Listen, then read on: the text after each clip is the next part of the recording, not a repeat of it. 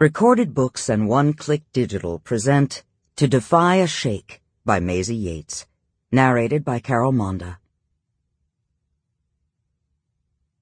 Chapter 1. Sheikh Ferran Bashar, ruler of Qadra, would not survive the night.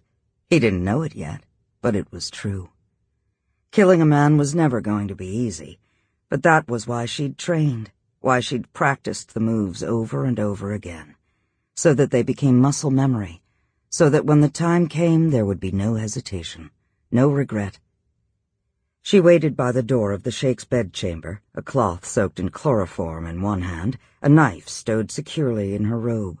There could be no noise, and she would have to surprise him. How could she have regret when she knew what his legacy had brought onto hers? Tradition as old as their kingdoms demanded this, demanded that his line end with him. As hers had ended with her father, with one lone surviving daughter who could never carry the name, with a kingdom that had lost its crown and suffered years of turmoil as a result. But now was no time for emotion, no time for anything but action.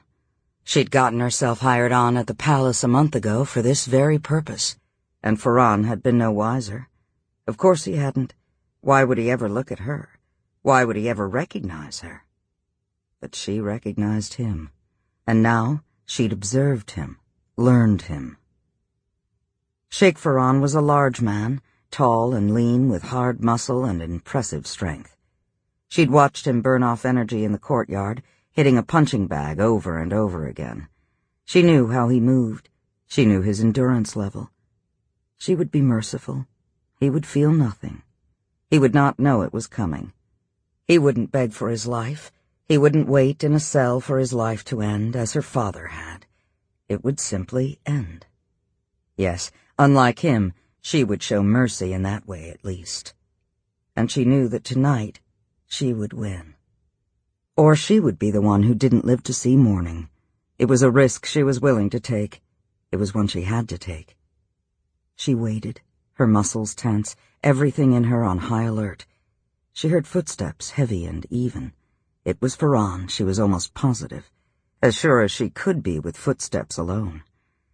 She took a deep breath and waited for the door to open.